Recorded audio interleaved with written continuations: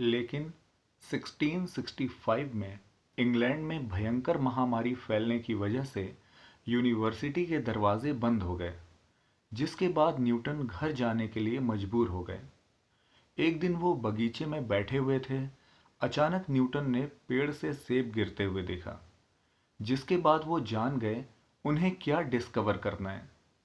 गिरते हुए सेब ने सब कुछ बदल दिया, या फिर ये कहें, गिरते हुए सेब ने विज्ञान के एक नए युग की शुरुआत की, जिसकी नींव न्यूटन के ग्रेविटेशन लॉ ने रखी।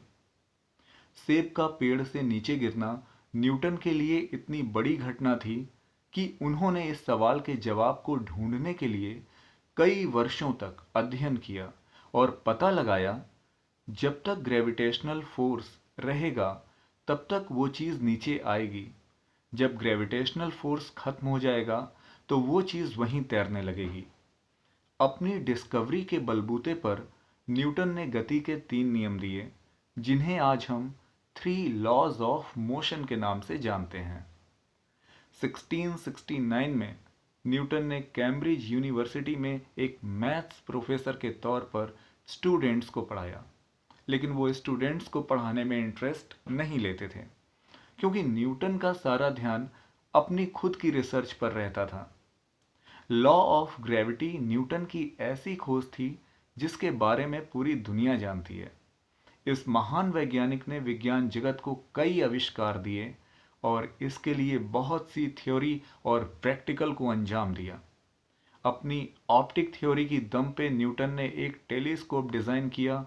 इस टेलीस्कोप में न्यूटन ने लेंस की जगह शीशों का इस्तेमाल किया, और जब लोगों को न्यूटन के टेलीस्कोप के आविष्कार के बारे में पता चला तो वो वैज्ञानिक और रॉयल सोसाइटी मेंबर्स के बीच मशहूर हो गए।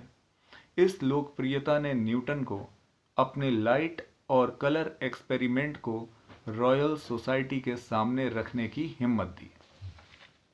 एक्चुअली इंग्लैंड में रॉयल सोसाइटी बुद्धिजीवी लोगों का वह समूह था जो एक दूसरे के काम को साझा करने और विज्ञान को नई ऊंचाइयों पर ले जाने का कार्य करते थे।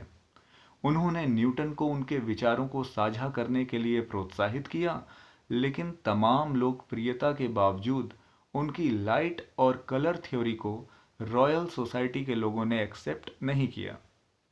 दरअसल न्यूटन से पहले अरस्तू ने कहा था कि रोशनी का कोई रंग नहीं होता है और सभी रंग सफ़ेद और काले रंग से आते हैं।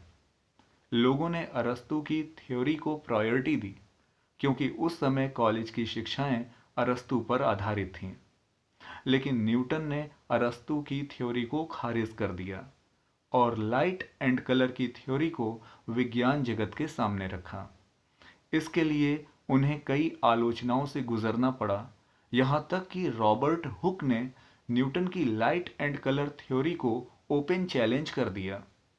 इसी वजह से रॉबर्ट हुक की मृत्यु तक दोनों आपस में दुश्मन बने रहे। इस महान वैज्ञानिक को अपने काम की आलोचना जरा सी भी रास नहीं आई। उन्हें खुद पर भरोसा रहा कि वे सही थे। ऐसे में उन्होंने बुद्धिजीवी लोगों से दूरियां बढ़ाना शुरू कर दिया और अपनी थ्योरी को सही साबित करने के लिए कई प्रयोगों को अंजाम दिया। उन्होंने खुद को डार्क रूम में बंद कर क्रिस्टल प्रिज्म से लाइट रे को पास कराया, जिससे लाइट 7 रंगों में डिस्ट्रीब्यूट होती नजर आई। कई वैज्ञानिक उस प्रयोग को जानते थे।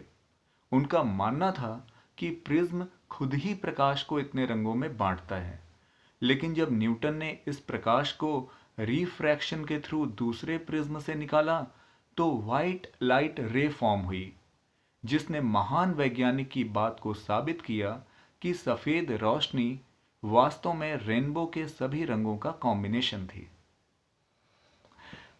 अब आपके पास मुझे सुनाने के लिए एक पार्ट और है, उसको आप ज़रूर देखिएगा। Thank you.